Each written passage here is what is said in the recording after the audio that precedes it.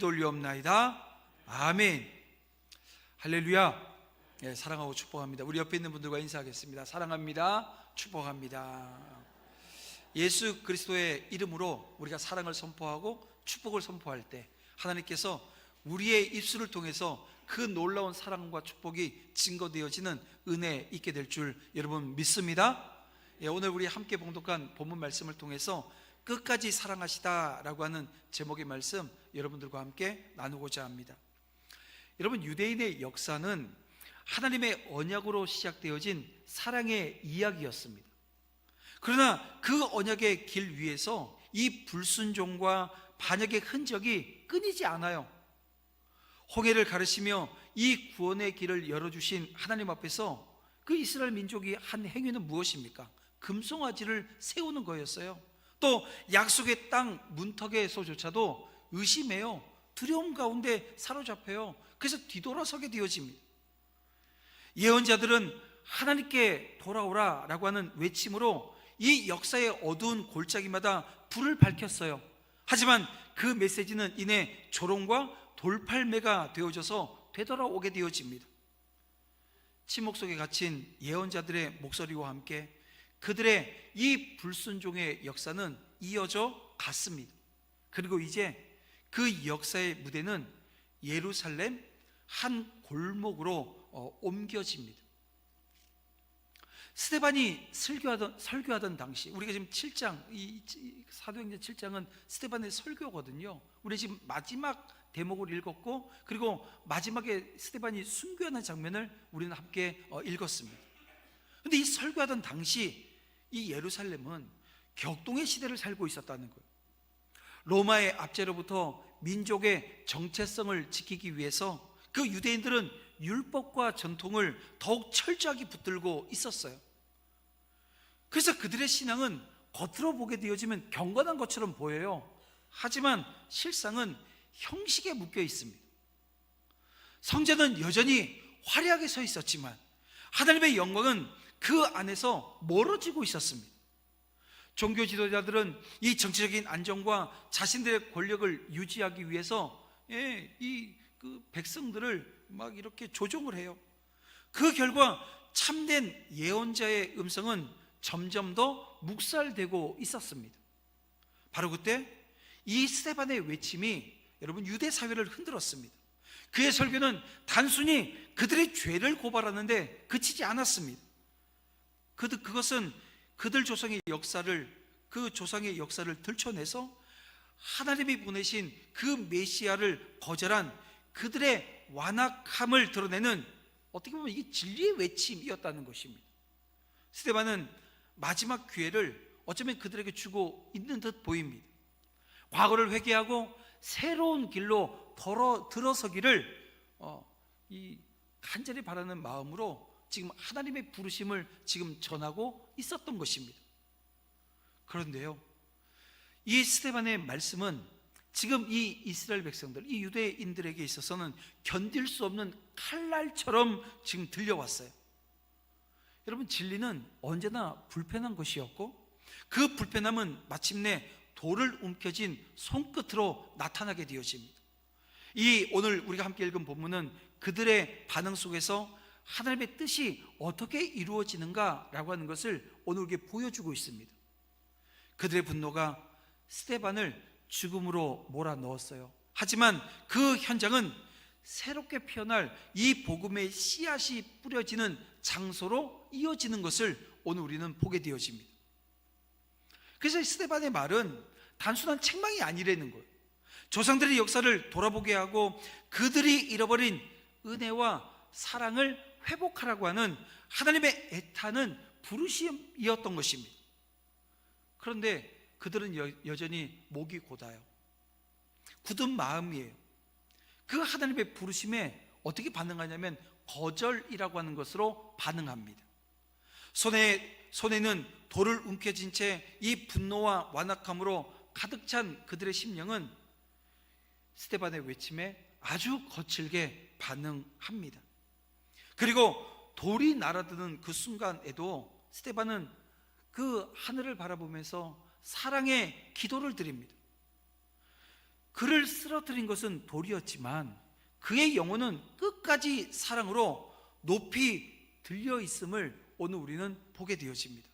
바로 그 사랑이 저와 여러분을 부른 줄 믿습니다. 바로 그 사랑이 오늘 저와 여러분 이 자리에 앉아 있게끔 만들어 놓았습니다. 바로 그 사랑이 오늘 우리가 다시 서는 그 주님의 사명 앞에 다시 서는 은혜의 회복의 역사를 허락해 주었다는 것입니다. 오늘 우리 심령에 오늘 이 본문의 말씀, 또 오늘 주어진 말씀이 잔잔한 울림이 있고 두드림이 있는 여러분 그 은혜의 시간 되어지기를 주님의 이름으로 축원함을 드립니다. 스데반은 이스라엘 역사를 돌아보면서 유대인들이 행한 오래되어진 악행, 곧 하나님이 보내신 자를 거절하고 예수님이 전한 가르침과 그 기회를 거절해 온 사실을 고발을 했습니다. 그리고 이제 마지막으로 도전해요.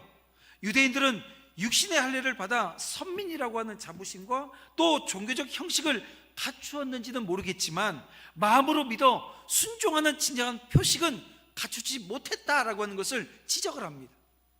여러분 51절 말씀을 볼까요? 목이 곧고 마음과 귀에 할례를 받지 못한 사람들아, 너희도 너희 조상과 같이 항상 성령을 거스르는도다. 그렇습니다. 그들의 죄성은 항상 이 성령을 거슬러서 하나님이 구원자로 보내신 모든 선지자를 박해해 왔어요. 그것은 사람을 거절한 것이 아니고요, 하나님과 성령을 거절한 것이 되어집니다. 그래서 그 죄가 작지 않아요. 얼마나 큰지 모릅니다. 그 유대인들의 후손인 지금 이 스데반의 눈앞에 있는 이 청중 역시 어땠나요? 하나님께서 이 세례 요한을 그 그리스도 예수님을 예비하기 위해서 보내셨는데, 이 세례 요한이 죽임 당함으로써 그리스도를 예비하기 위해서 그를 보내신 성부 하나님의 계획을 거슬렀고요, 또 그리스도를 십자가에 못 박음으로 말미암아 성자 하나님을 거절을 했습니다. 그리고 이제 스데반을 통해서 주어진 이 기회마저 거절하게 되어진다고 한다면 성령 하나님을 거절하는, 어떻게 보면 사함받지 못할 그 죄악된 자리에 지금 서게 되어지는 거예요. 성부 하나님을 거슬렀고 성자 하나님을 거절했으며 지금 성령 하나님을 거절하는 자리에까지 서 있는 이들의 모습을 우리는 보면서, 죄인이 망하는 것은 여러분 기회가 없기 때문에 망하는 것이 아니라고 하는 것을 우리는 깨닫게 되어진다는 것입니다. 수많은 기회도 불구하고 끝까지 곧은 목을 꺾지 않는 굳은 마음을 가졌기 때문에 이 죄인이 망하는 거예요. 죄를 깨닫고 회개할 기회가 여러 번 주어지는데도 여전히 놓지 못하는 행위가 있다고 한다면 당장 굳은 마음을 갈아엎고 곧은 목은 굽으려 의로우신 하나님 앞에 회개함으로 나아가는 저와 여러분 되어야 될 줄 믿습니다. 돌이킬 수 없는 상황 와요. 돌이킬 수 없는 상황 오기 전에 오늘 우리는 그 은혜의 자리를 사모하고 나아가는 은혜가 있어야 된다는 거예요. 자, 그러면 여러분, 죄를 깨닫고 회개할 수 있는 구체적인 실천 방안이 있습니까? 있습니다. 뭐 특별한 방법이 있을까요? 아니요. 특별한 방법이 아니라 성경은 동일한 이야기를 계속해서 우리에게 해주십니다. 제가 좀 몇 가지를 여러분들과 함께 나눌 거예요. 첫 번째는 이런 겁니다. 말씀 앞에 자신 비추기 해야 된다는 것입니다. 하나님의 말씀을 읽고 묵상해요. 그리고 자신의 삶을 말씀에 비추어서 점검하는 거예요. 말씀은 오늘 우리에게 죄를 깨닫게 하는 능력이 있습니다. 그리고 회개로 이끌어주는 하나님의 거울, 바로 말씀입니다. 그래서 오늘 우리가 말씀 앞에 서는 훈련해야 되는 거예요. 여러분, 올해도 우리는 설립 56주년 맞아서 성경 한 권을 우리 전 교인이 함께 써서 하나님 앞에 올려드립니다. 여러분, 말씀 앞에 서겠다라고 하는 결단이고, 하나님의 거울인 그 말씀을 통해서 내 삶의 자리를 점검하고 하나님의 은혜가 내 삶에 임하기를 간절히 구하는 마음으로, 여러분 매년 성경을 쓰시잖아요. 써보면 내가 쓰는 말씀이 내 영혼을 치는 것을 여러분 경험하게 될 겁니다. 어떤 사람이 매일 아침 이 잠언 한 장을 읽어요. 근데 잠언을 읽으면서 이런 상황을 경험하게 되어집니다. 잠언 16장 18절 말씀, 교만은 패망의 선봉이요 라고 하는 이 말씀을 읽고 이 자신의 고집스러운 태도를 깨닫게 되어지는 거예요. 이후에 그는 가족이나 동료와의 관계에서 자신의 의견을 강요하기보다는 더 많이 경청하기 시작을 했습니다. 여러분, 이런 것 아니겠어요? 오늘 우리가 말씀이 나를 이끌고 말씀이 거울 되어서 내 삶을 돌아본다라고 하는 것은 아주 작은 그 울림이 내 안에 있어서 내 연약하고 부족한 모습들을 깨닫게 하는 거예요. 말씀으로 자신을 헤아려보는 거예요. 연약하고 부족한 자신의 삶의 자리를 돌아보는 거예요. 여러분, 그럴 때 어떤 은혜가 있나요? 우리 성경 역사 일독 하잖아요. 지금도 우리 부목사님들이 성경 역사 일독을 본인들의 교구에서 지금 하고 있는데, 여러분, 그 성경 역사 일독을 통해서 뭘 하나요? 성경을 왜 읽나요? 내가 성경 한 번 읽었어, 10번 읽었어, 100번 읽었어 자랑하기 위해서 읽나요? 아닙니다. 나는 죽고 예수 사는 삶, 나는 없어지고 예수님의 가르침이 내 삶에 드러나게 하기 위해서, 말씀이 주장하는 삶이 되어지기 위해서 말씀 앞에 서잖아요. 그래서 성경은 분명히 우리에게 말씀하십니다. 읽고 듣고 지키는 자는 복 받는다는 거예요. 여러분, 말씀을 읽지도 않는데, 말씀을 듣지도 않는데, 그 말씀 듣고 읽어서 지키고 순종하는 자리에 서지 않는데 하나님 내게 축복 주실 거라고요? 여러분, 택도 없는 말씀입니다. 성경은 우리에게 분명히 말씀하시거든요. 순종하라고요. 읽지 않고 순종이 불가능합니다. 듣지 않고 순종이 불가능합니다. 여러분, 그 순종함으로 하나님의 축복이 오늘 우리 모든 성도들의 삶 가운데 넘치기를 주님의 이름으로 축원함을 드립니다. 두 번째는 기도와 성령의 도우심을 구하는 거예요. 자신의 힘으로 이 굳은 마음을 변화시키는 것 될까요? 그게 안 되거든요. 이게 굳어져 있는 마음이 내가 어떤 결단을 했다고 되어지지 않는다는 것입니다. 그래서 기도해요. 근데 기도해서 뭘 하냐면 성령의 도우심을 구하는 거예요. 구체적인 죄를 고백하고 용서를 구하며 변화의 힘을 요청하는 것입니다. 그러면 성령께서 기름 부어주세요. 정결케 내 삶을 만들어 주시는 거예요. 늘 분노를 다스리지 못했던 한 사람이 매일 밤, 하나님 오늘도 제 분노를 다스려 주시고 온유한 마음을 주시옵소서 기도하기 시작했다고 한번 생각해 보세요. 여러분, 그 분노가 일어날 때마다 자신이 지금 기도하는 그 기도, 우리 하루에 3번은 기도하잖아요. 언제 기도해요? 밥 먹을 때 기도하잖아요. 그 3번도 기도 안 하는 사람은 정말 이건 문제가 심각하잖아요. 근데 3번 기도할 때마다 우리가 밥상에 앉아서 그 축복된 자리에 서 있으면서도 그 기도하는 거예요. 하나님, 제 분노를 다스려 주셔서 온유한 사람 되게 해주세요. 이 기도를 하게 되어지면 어떻게 될까요? 내가 분노할 수 있는 그 상황이 오게 되어지면 이 기도가 기억나게 되어지는 거예요. 그래서 한 걸음 물러나고 말과 행동은 조심하려고 노력합니다. 여러분, 그 노력이 인간적인 노력이 되어줄 수는 있을 거예요. 인간 노력일 것입니다. 하지만 그가 기도하고 있기에 분명히 성령께서 역사하신다는 거예요. 기도하면 여러분 성령의 역사하심을 여러분 믿으시길 바랍니다. 여러분, 왜 60분 기도하고 30분 기도하고 또 기도문 다 만들었어요. 여러분, 어떻게 기도해야 돼요? 걱정하지 마시고 기도문 우리 그 사무실 가서 저 30분 기도문 부탁드립니다 하면 30분 기도문 주실 거예요. 매일. 그러면 두꺼운 종이를 받아들게 되어집니다. 하루에 짧게는 15분, 길게는 20분을 읽어야 기도가 끝납니다. 선포적 기도를 하자는 거예요. 함께 읽고 기도하고 그리고 끝나면 자기 기도하고 그러면 30분 기도할 수 있어요. 30분 기도하라 그랬더니 못해요. 어려워요. 힘들어요. 어떻게 기도해야 되죠? 여러분, 그 안에 기도문이 있고 기도는 여러분 훈련되어지는 겁니다. 그 자리에 함께 설 수 있기를 원합니다. 여러분, 기도하면 바뀌지 않을 것 같은 내가 변화되어집니다.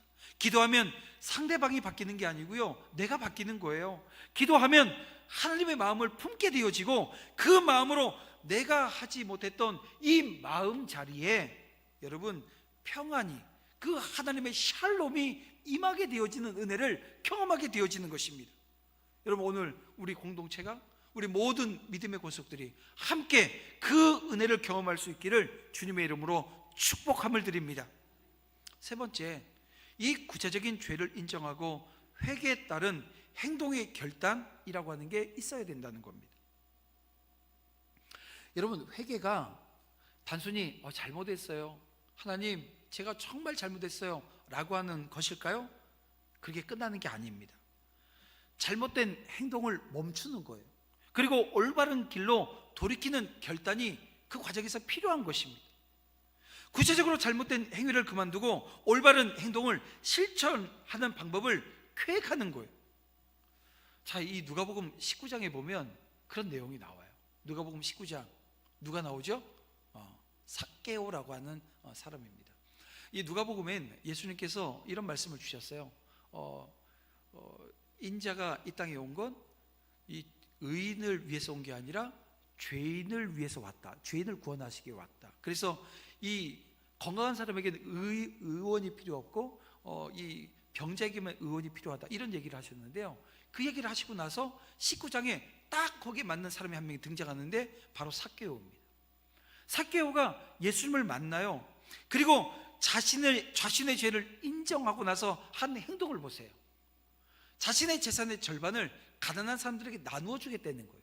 그리고 자신이 토색한 거, 그러니까는 그 속에서 빼앗은 모든 것들은 어떻게 하겠다고요? 4배로 갚아주겠대요. 자, 그 정도 되어지면 이게 분명 이 사람 남을 속에서 빼앗은 게 잔뜩 있는 사람이거든요. 절반은 가난한 사람이 나눠줬고 빼앗은 것의 4배를 갚아주겠다고 하면 이 사람 지금 어떻게 된 거예요? 파산한 겁니다. 그러고도 잘 먹고 잘 사는 자리에 있지 않은 거예요. 이게 자기가 지금 불이한 재산을 모았기 때문에 지금 그거 다 내어놓겠다는 거예요. 바로 이것이에요. 죄를 인정했어요? 자신의 잘못된 습관들을 인정했어요? 그러면 회개에 따른 결단이 오늘 우리 가운데 있어야 한다는 것입니다. 여러분, 저와 여러분 안에도 이와 동일한 결단이 있기를 주님의 이름으로 축원함을 드립니다. 자, 네 번째, 영적인 권면과 공동체의 도움을 받는 것입니다. 이거 좀 조심스러운데 이런 겁니다.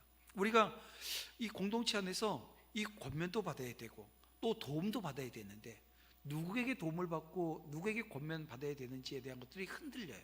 그리고 이 공동체 안에서 오랫동안 신앙생활하게 되어지면 서로가 서로에 대해서 조금씩은 다 압니다. 뭐 얘기해서 아는 게 아니고요. 제가 우리 장로님한테 얘기를 했더니 장로님이 걱정한다고, 제 걱정한다고 또 저기 가서 얘기하시고 저기 가서 얘기하시고 저기 가서 얘기하면 나중에 제 귀로 들려오면 저는 다시는 장로님한테 아무 얘기도 안 하거든요.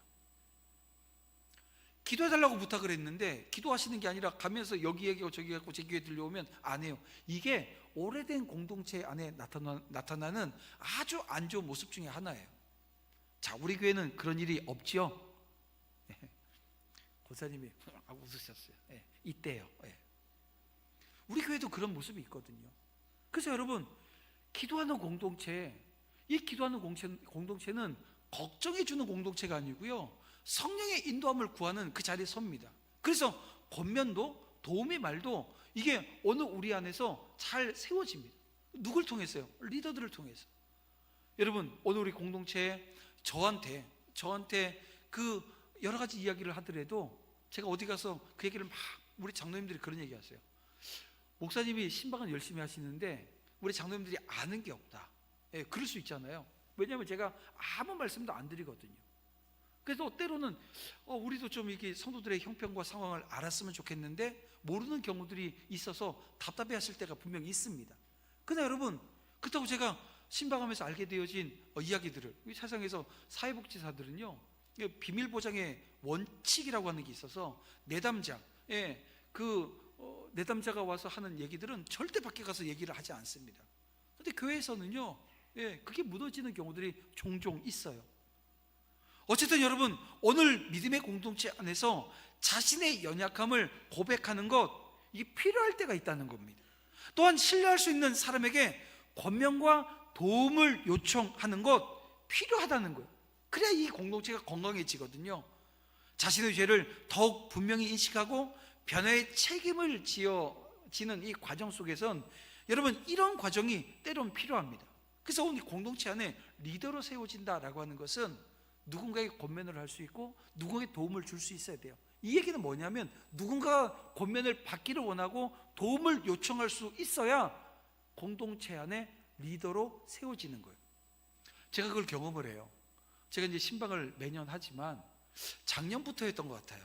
이제는 우리 노건사님들이 진짜 얘기를 하세요. 그전에는 좋은 얘기만 하셨는데 작년부터는 속에 있는 답답한 얘기, 섭섭한 얘기, 또 아픈 얘기, 이런 얘기까지 다 주세요. 그럼 제가 그거 받아서 뭐 하겠어요? 기도해요. 올해도 지금 신방 지금 일주일밖에 안 했는데요, 저한테 기도 노트가 벌써 한 6장의 기도 노트가 만들어졌어요. 그거 놓고 함께 기도할 겁니다. 성도들을 위해서. 여러분, 이렇게 영적인 권면과 이 공동체에 도움이 있는 이 과정이 오늘 우리에게 필요한 거예요. 자, 5번째, 이 회개의 열매 맺기라고 하는 것입니다. 진정한 회개는 삶 속에서 이 변화의 열매로 드러나게 되어집니다. 구체적인 행동으로 하나님과 이웃에게 선한 결과를 나누면서 변화된 삶을 살게 되어집니다. 이 가족 간에도 이 다툼, 이 화를 내거나 뭐 싸움이라고 하는 게 일어나잖아요. 저희 집에도 저희 큰애하고 작은애하고 아기 때, 지금은 이제 전혀 이제 그런 일이 없는데요, 아기 때 뭐 저희 큰애가 한 8살 되고 저희 둘째가 한 4살, 3살, 뭐 7살, 그때도요 애들이 싸워요. 싸우게 되면 막 이를 갈고 막 이러고 싸워요. 그럼 제가 그 둘이 딱 세워놓고 마주보게 하고 막 어떻게 하냐면 사랑해 해 빨리, 말로 사랑해 하라는 거예요. 그리고 서로 부둥켜 안고 토닥토닥 하면서 사랑해 하라는 거예요. 그러면 어떻게 하냐면 사랑해 이를 가니까. 근데 이거 계속 사랑해 해서 나중에 어떻게 되냐면요, 활짝 웃으면서 사랑해 하면서 둘이 딱 떨어집니다. 왜냐하면 그때까지 하니까요. 왜냐하면요, 3살짜리 아이도 4살짜리 아이도 5살짜리도 6살짜리도 7살짜리도 사랑이 뭔지를 말로 표현하라고 하면 못하는데 사랑이 뭔지를 아는 거예요. 사랑은 하면서 사랑하는 게 아니라 웃으면서 사랑해야 되는지를 아는 거예요. 그래서 자기가 입술로 사랑해라고 하는 걸 선포하게 되어지면 그 사랑이라고 하는 게 얼굴로 드러나고 삶으로 드러나는 거죠. 그래서 사랑해라고 하는 이 말을 하기 시작하면, 옆에 있는 분들에게 우리 사랑합니다 한번 다시 한번 고백하겠습니다. 사랑합니다. 이 사랑합니다라고 하는 말을 자꾸 하게 되어지면요, 이런 거예요. 그 사람의 필요를 내가 살피는 자리로 갑니다. 그러니까 집에서도 그냥 막 표독스러웠던 사람도 사랑이라고 하는, 사랑합니다라는 말을 하고 토닥토닥하게 되어지면, 그 이전에 소홀했던 집안일을 돕는 그런 과정이 되어져요. 제가 1부 예배도 끝났는데 저희 둘째가 나가면서 다 이제 악수를 하는데 가갖고 저를 그냥 푹 안고서 나가더라고요. 지 얘기했다고 저한테 이제 저한테 한번 아빠 제 얘기했어요 하면서 안고서 이렇게 나갔어요. 근데 그게 좋은 거예요. 여러분, 분명한 것은 그 과정 속에서 뭘 감지하나요? 이 가족 간의 변화라고 하는 걸 감지하게 되잖아요.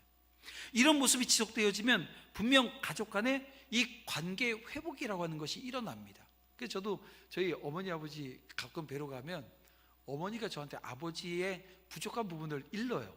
요즘 그런 모습이 있어요. 그럼 저희 아버지도 야, 그 얘기 듣지 마라, 네 엄마가 어땠냐 하면 막 얘기해요. 그럼 제가 뭐라 그러냐면, 제가 우리 큰애하고 작은애 어릴 때 했던 걸 그대로 해요. 아버지, 엄마한테 사랑한다, 사랑합니다 얘기하세요.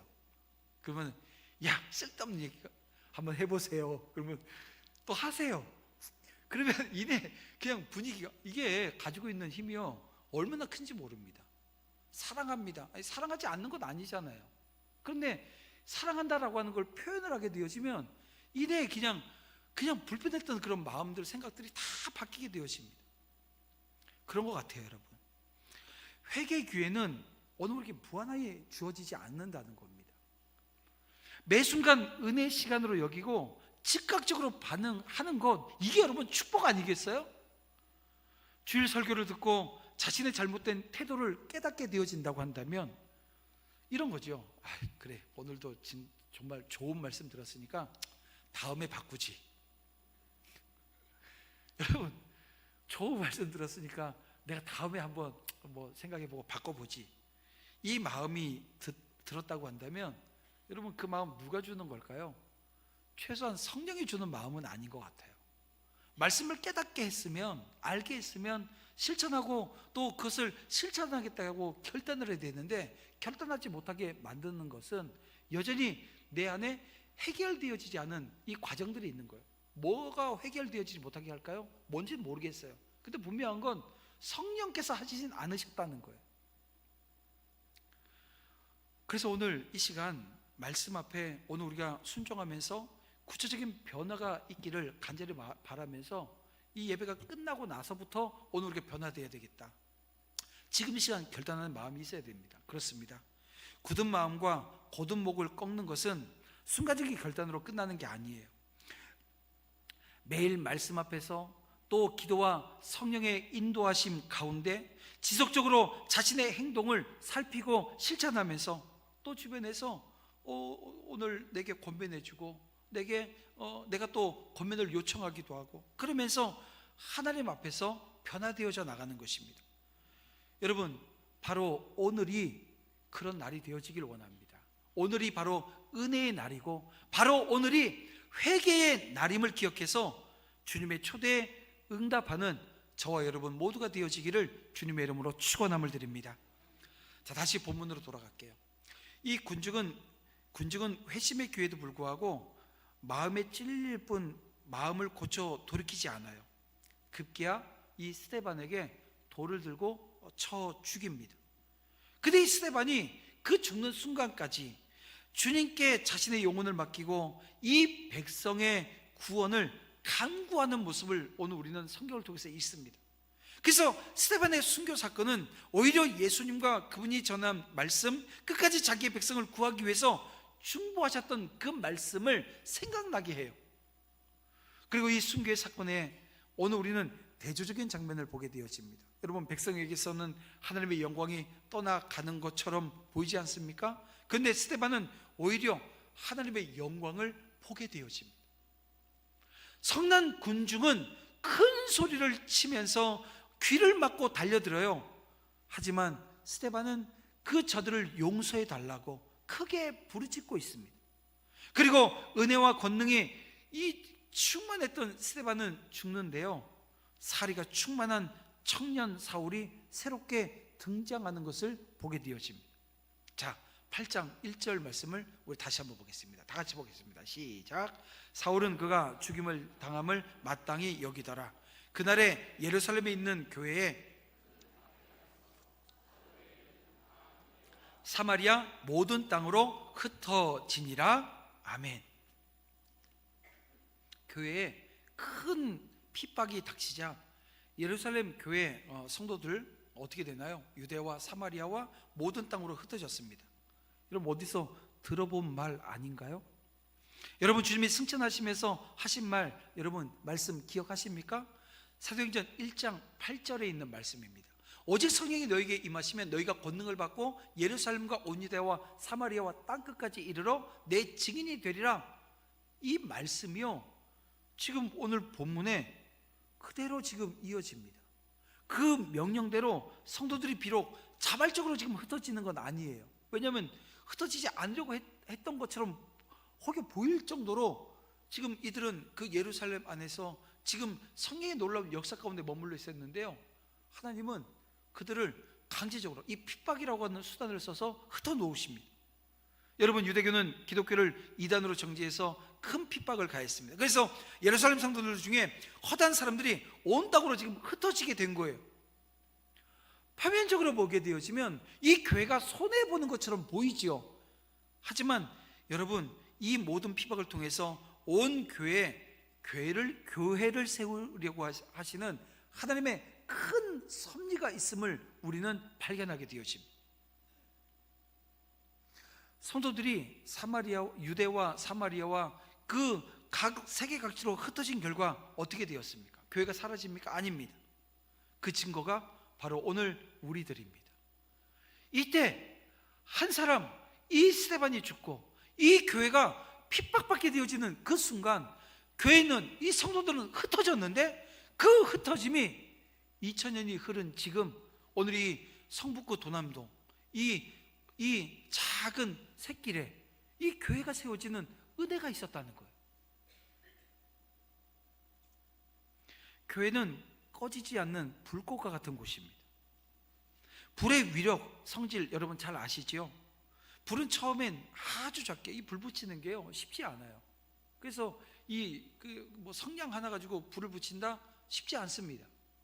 그런데 일단 불이 붙고 그리고 큰 바람이 나면 이게요 큰 산더미 그 잿더미로 만들 아주 큰 위력을 갖잖아요. 미국에 얼마 전에 있었던 그 캘리포니아 쪽에 불 보세요. 다 삼켜버리잖아요. 이 불이 가지고 있는 위력이 이렇습니다. 또 타는 불꽃을요 막 짝대기 가지고 탕탕 치면 이 불꽃이 사라지는 것처럼 보이지만 불똥이 확 튀어요. 그래 불똥이 확 튀어가지고 옆에 붙으면 저거 꺼지겠지? 아니요, 안 꺼집니다. 여러 군데 또 다른 불이 일어납니다. 그랬던 거예요. 유대인들은 그 예루살렘 교회를 쳤어요. 그런데 그 예루살렘 교회가 그 어떤 상황이었냐면 불타고 있었습니다. 뭘로요? 복음의 불씨가 그들 가운데 있었고 이 성령의 놀라운 역사로 복음이 활활 타오르고 있었는데 이걸 지금 탁탁 치고 끄겠다고 쳤을 때 어떻게 해요? 온 땅이 흩어졌습니다.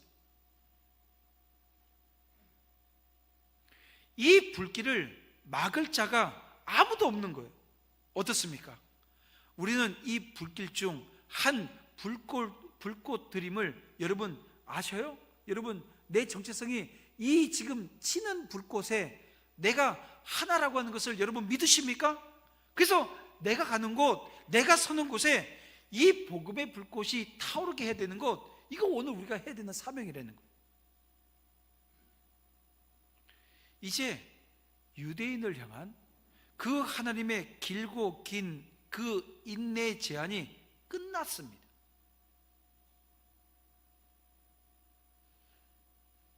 새로운 사도행전의 시대, 교회 시대가 시작되어진 겁니다.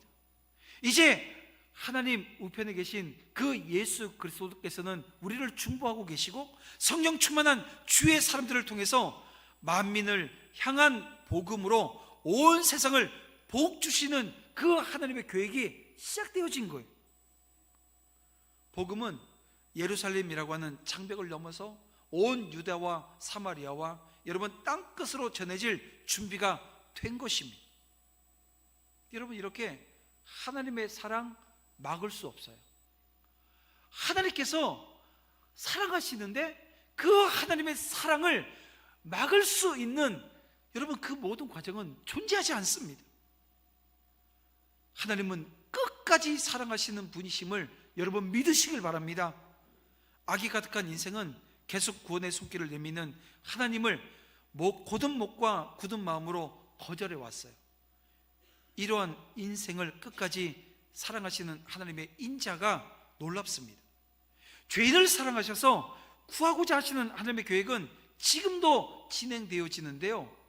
지금 대한민국 서울시 성북구 동소문동 6가 109번지 이 골목에 있는 이 도남제일교회, 이 교회를 통해서 지금 스데반이 외쳤던 그 외침이 저와 여러분에게 있기를 하나님께서 원하십니다.